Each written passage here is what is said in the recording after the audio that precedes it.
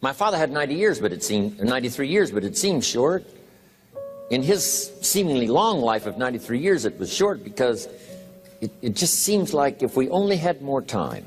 Old Testament gives us a view of some people who live to be 500, 600, 700, 800, 900 years old. If I have a chance to ask, I will ask, how come we got shortchanged?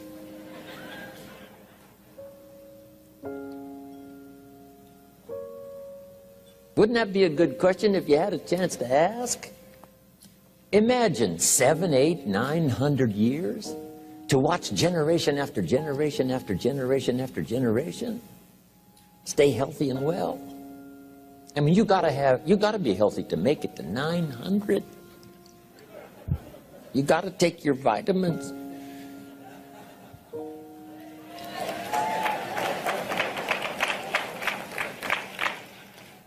I'm pushing the Bible, I'm pushing vitamins. I mean, I'm doing good today. So, the key is time is precious. Now let me give you Bill Bailey's description of time. Life is not just the passing of time. Life is not just the passing of time. Life is a collection of experiences, their frequency,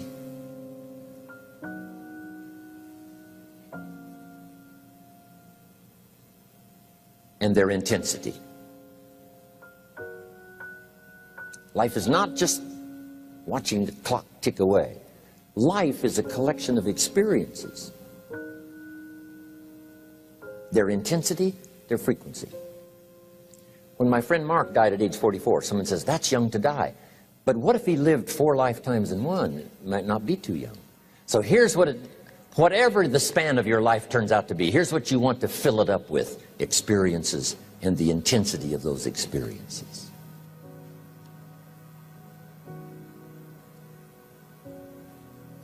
But now let's talk about the management of time. Here's one of the best ones. We covered earlier, when should you start building this hotel? Answer: as soon as you have it finished. Now jot this one down on time management. When should you start the day? As soon as you have it finished. Plan the day the best you can, leaving plenty of room for improvising and surprises and all the stuff that happens during the course of the day. But if you've planned a good, productive day, now you start that day, you can't believe how much more valuable your time will be. Don't start the day until you have it finished. Now here's the next one. Don't start the week until you've had it finished. Now to lay out a week is a pretty good challenge. Next, don't start the month until you have it finished. The places to go and the people to see and the productivity and the sales and the customers and the development and all the rest of what you want to accomplish during the course of 30 days. Don't start the month till it's finished. And then here's the big one. This is really challenging. Don't start the year until you have it finished. To the best of your ability. It can't be finished like minute by minute. But in terms of the sweep of what you want to accomplish in the year 2002, make sure that that's set and ready to go by the time January 1st rolls around. And it might get all upset, and it might get torn up and you do a new one. You make so much progress the first 90 days that now you've multiplied it all by 2, by 3. Because that happened to me. I thought, wow, this is going to be a great year. By the time I'd finished the 3rd month, I'm rolling, I'm soaring. So many things are happening, I revised my whole year's plan. Okay. Now, jot this down. Approaches to the management of time. Here's the first one. Ignore the subject. I mean, that's good advice. Don't let anything overly bug you. Because remember now, you don't have to do anything. Someone says, well, I got to get a handle on my time. The answer is no, you don't. If you want to let it all go, you can let it all go. I mean, this is good advice. Somebody says, you ought, you ought, you ought. Jot this down. Ignore all the you oughts or you should. Only if they're giving general information. We should. It's better to say if you're teaching we should. Not you should, we should. Then you let me listen in without it being too confrontational. If everyone did this, see, that'd be great. And then you give a person a chance to choose to do it or not to do it. But when you start the you ought, now see if I don't, now see we got some tension and maybe some problems. So you oughts seem to always create problems. When you're talking to your kids, you say, no, if kids would do this, not always saying if you did this, life would be better, but if kids did this, life would be better. It's like making a little talk and letting them listen in. And then it's a little less confrontational. It gives us a choice. In one of my seminars, here's what I teach. All life form strives to the max of its potential except human beings. All life form strives to the max of its potential except human beings. How tall will a tree grow? As tall as it possibly can. You never heard of a tree growing half as high as it could. No, trees don't grow half. A tree drives its roots as deep as it can, reaches as high as it can, produces every leaf it can, every fruit it possibly can. To the max. Every life form strives to the max, except human beings. Now, why not human beings? Jot this down. You've been given the dignity of choice. You're not a robot. You don't have to repeat this year the same as last year. You can tear up last year's plan, develop a new plan.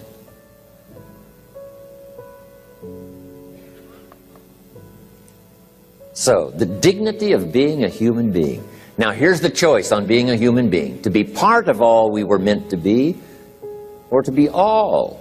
To strive for all, or half, or part, or some.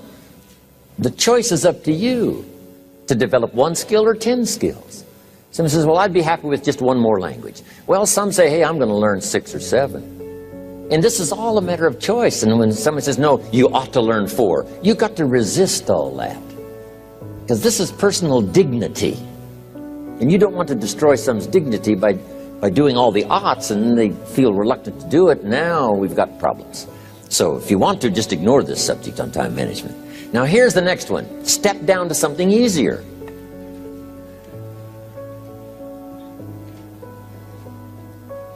The guy's in sales, and he says, oh, I want to own the company. Finally owns the company. Now he's got no time to play golf. He said, when I was in sales, I was making big money playing golf 3 days a week. Heck with this owning something. Heck with managing. My life was never my own after I started to manage. I'm going back to sales. See, this is the key. If you're getting too pressed, you might consider stepping down to something with a little easier time pressure. Little girl says to her mother, Daddy comes home, brings his briefcase and pats me on the head and says hello, disappears and works on his papers. How come my daddy doesn't play with me?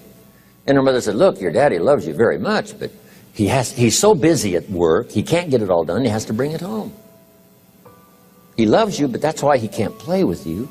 And the little girl said, why don't they just put him in a slower group? So, jot this down now. If you don't have time for your kids, you might consider joining a slower group. Remember when I said some things I went for cost me too much? So reconsider. Next key to time management. And that's work longer and harder. But see, there's a limit to that. I almost lost my health the first year. I went so crazy about personal development and achievement. I just went bonkers. You know, I told you I was skinny, but at the end of that first year, I was a walking shadow. And then it suddenly occurred to me, what if I got rich and too ill to spend it? I mean, that was a shocker. So I started, you know, developing a little more reasonable. Because I said, if 12 hours won't do it, I'll work 14. If that won't do it, I'll work 18. I mean, how many hours it takes. And sure enough, it cost me too much. So see, working longer and harder for some might be appropriate. You know, if you're just sitting around not doing that much, this might be good, work longer and harder. But you can only work so hard. Here's the key, not to work harder, but smarter. When you've worked as hard as you can, doing the best you can in terms of physical output in the time, reasonable time. Now here's the ultimate in the management of time, and that is you simply become more skillful.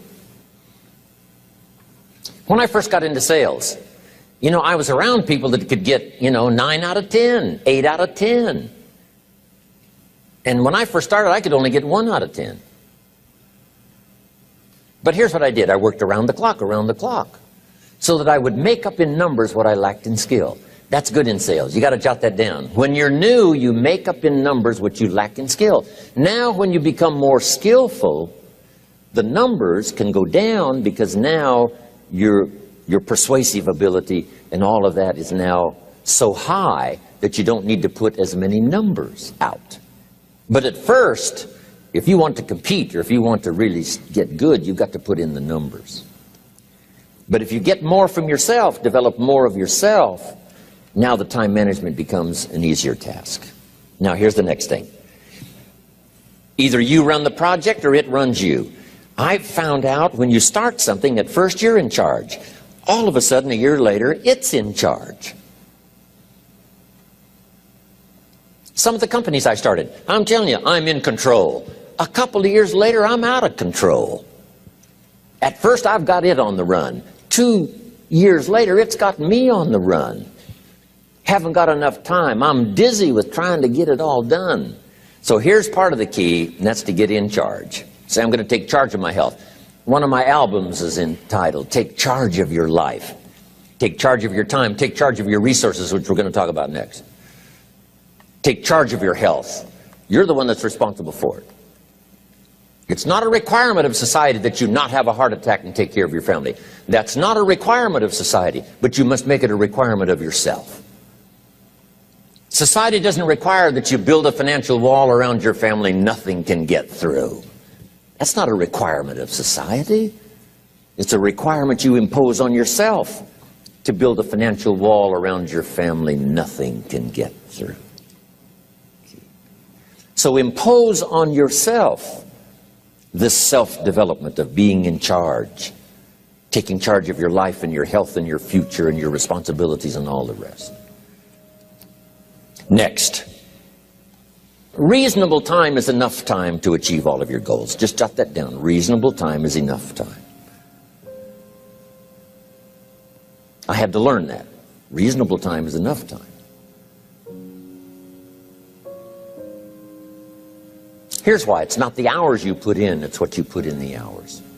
If you start depositing greater ideas into the hours you've got later than now, I'm telling you, later you can't believe the productivity that will flow.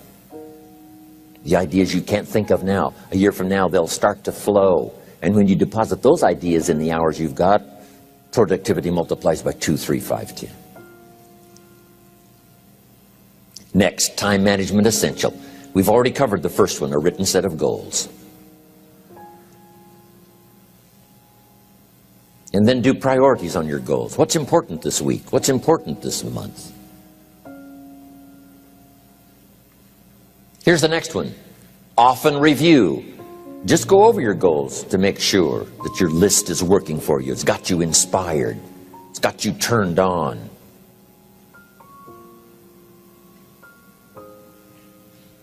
Somebody says, how come you're up so early? Say, if you were headed where I'm headed, you'd be up early too. Wow. If you were going to meet who I'm going to meet, you'd be up early. If it was going to stack up for you like it's stacking up for me, you'd be getting up early. Here's some more time management essentials. Learn to study what we call majors and minors. You pick up the phone. Here's what you must say when you pick up the phone. Is this a major conversation or a minor conversation? If it's minor, a few pleasantries and you're done. If it's major, maybe you've got to make a few notes. So here's the next one. Important conversations, make an agenda before you make the call. Just jot down a little agenda. It's so easy now to just talk out of your head. Did you ever hear a conversation end like this? Let's see, there was something else. See, you don't look that swift. I can't think of it right now. I'll call you back. See, you look a little incompetent. Let's see, there was something. It escapes me right now. Really? So have you got this now? Make an agenda before you make a call if it's an important call. Now later that saves you all kinds of stuff. You call John in, the salesman, say, John, remember those 4 things we went over? He said, no, we didn't talk about that. And then you pull out your daytime or whatever, and there's the list you made when you made the call. He said, oh yes, seems like I do remember. And you've got him with your list. If it's just, salespeople especially can talk you out of what's in your head. It's true. No, we didn't talk about that. And if you don't have a little proof, I'm telling you, it's gone. So make an agenda before you make a call. So what's major, what's minor? Now here's the key on this. Don't major in minor things. If you take up major time to do minor things, I'm telling you, you'll be behind the curve constantly. Here's what we learn in sales training. What's major time and what's minor time? Here's minor time, thinking about prospects. Here's minor time, making lists of prospects. Here's minor time, keeping books on prospects. Here's minor time, going to see the prospect. Here's minor time, evaluating the prospect after you've been there. That's all minor time. Here's major time, in the presence of the prospect. That's major time. And if you took a look, if you're in sales and you took a look at a week, you'd say, my gosh, I'm spending 90% of my time on the minor stuff and so little time on the major stuff in the presence of. How many hours in the presence of in my day? How many hours in the presence of during my sales week? Because the time that really counts is in the presence of the prospect. Majors and minors. Here's another key time management essential. Don't mistake movement for achievement. It's easy to get faked out by being busy. Guy comes home at night all exhausted, falls in the chair and says, oh, I've been going. Here's the big question. Doing what?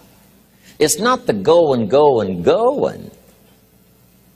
Some people are going, and they're doing figure eights. Their progress is small.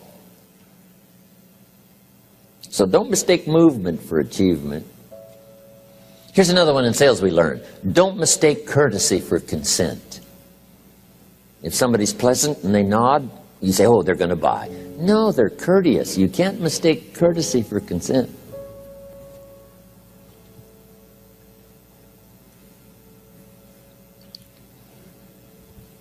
Now here's a big one, concentration. I had to learn this. All those years ago, I'm in the shower trying to compose a letter. Found it turns out to be a strange letter. So here's what I learned to do. Save the work till you get to the office. Save the work till you get to the work. Don't try to get to the office on the way to work. On the way to work, enjoy the way. In the shower, enjoy the shower. Then go to work when you get to work. I found this to be helpful. Concentration. Here's another big one. Learn to say no. I'm telling you, in such a social society we have now, it's so easy to try to be a nice person, saying yes, yes, yes to everything. Find yourself overloaded. Now you got to call and make the, well, gosh, you know, all the time it takes to back out of something that you said yes to too quickly. Here's what might be better. I don't think so, but if that changes, I'll call you. Little things you can use not to overcommit yourself. My friend Ron Reynolds says, don't let your mouth overload your back. It's a good one. Now here's a big one on time management. When you work, work. When you play, play. Don't mix the two. Don't work and play. I used to take my family to the beach and I would bring my briefcase.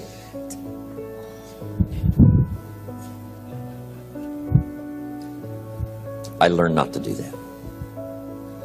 Or at the beach I'm saying I should be at the office, I should be at the office. Now my family's upset. Because I'm at the beach and I'm thinking office, office, office. Now when I'm at the office I'm thinking what? I got to get my family to the beach, the beach, the beach. So things are not going too well at the office because I'm thinking beach, and things are not going too well at the beach because I'm thinking office. Here's what I learned to do.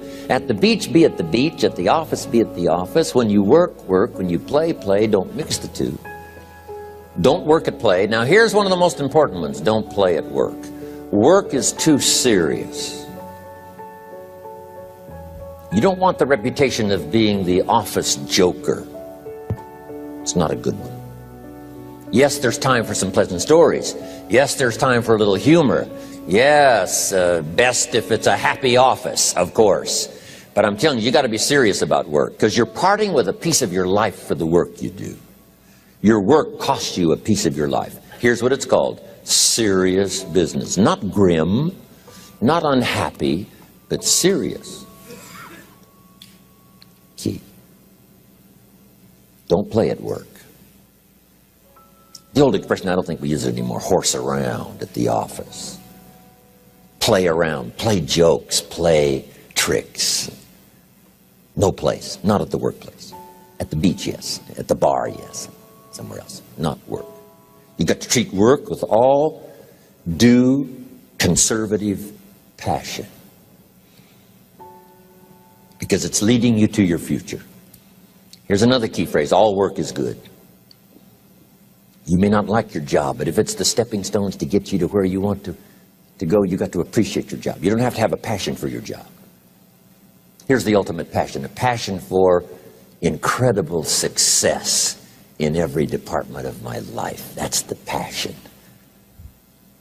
But don't look down on some menial job you have to do to finally get you to where you want to go. No job is menial. No job is not, every job is noble. Training life for pay, making a contribution to society. Next, analyze how you are. And if you have some weaknesses, if you can't, doesn't seem like you can change, here's the key: get it covered. I used to keep promising myself I'd keep the books, keep the books, keep the books. Finally, I gave that up. And back then, it only took me an extra $50, $60 a month for some accountant to keep the books. I said, no, I'm going to save the $50. You can't believe what I started losing in productivity because I tried to save the $50. So the key is, a lot of the time you can stay like you are, but just make sure you get it covered. Okay. Next, beware of the telephone and all other systems of communication, especially the telephone at home and systems of communication at home. And here's one of the best lines I've got for you for the weekend: let all communication systems serve you, but don't let them intrude. When it comes time to have dinner with your family, you shut off all systems, unless the ones that can take messages silently. Don't let the phone ring. Don't let anybody intrude, come through the front door nor the back door, nor through the telephone or any other device. So you can't reach John and his family when he's having dinner. The President of the United States couldn't get through. If you develop that kind of a reputation, father, mother, when we have dinner, when we're visiting and have this time with our family, nothing intrudes. So don't let these clever little devices keep intruding. You've got to have a place that's sacrosanct, it's valuable. You don't let anything in for that period of time. Okay. Isn't that good advice? Excellent advice. Here's the next one. Read all the books. You know, I've only got a few notes here on time management, but if you've got some particular challenges, you run a big organization, a big corporation, you've got some challenges, there's plenty of books. Now, here's what's next. Just be more alert to the things that might be stealing your time. Here's why. Time is like capital. You can't let someone steal your seed corn. You can't let someone steal your capital. And you can't let someone steal your time. You must designate your time. And some of the time that you designate, you must not let anyone steal. Casual time, you might let someone intrude and steal a little bit and take a little bit, but not serious time. Key. Next, one of the great time management savers is to learn to ask questions up front. Sometimes you talk to somebody for an hour, and then you ask questions and find out if you would have asked those questions up front, you could have saved yourself an hour. Asking questions up front helps you to get to the problem now. But if you just launch into some discourse, you might waste 30 minutes, waste an hour, when here's what you should have been talking about. After you finished an hour, you say, John, what's really the problem? He said, well, it's something personal. See, that's what you should have been talking about this whole hour. Key. Next, learn to think on paper. Now we're going to take a break. Some ways to think on paper. One, we've covered one. Solving problems. Take it out of your head and put it on paper. Another one is setting goals. Making these lists we've already started. Here's another good way to think on paper. It's a projects book.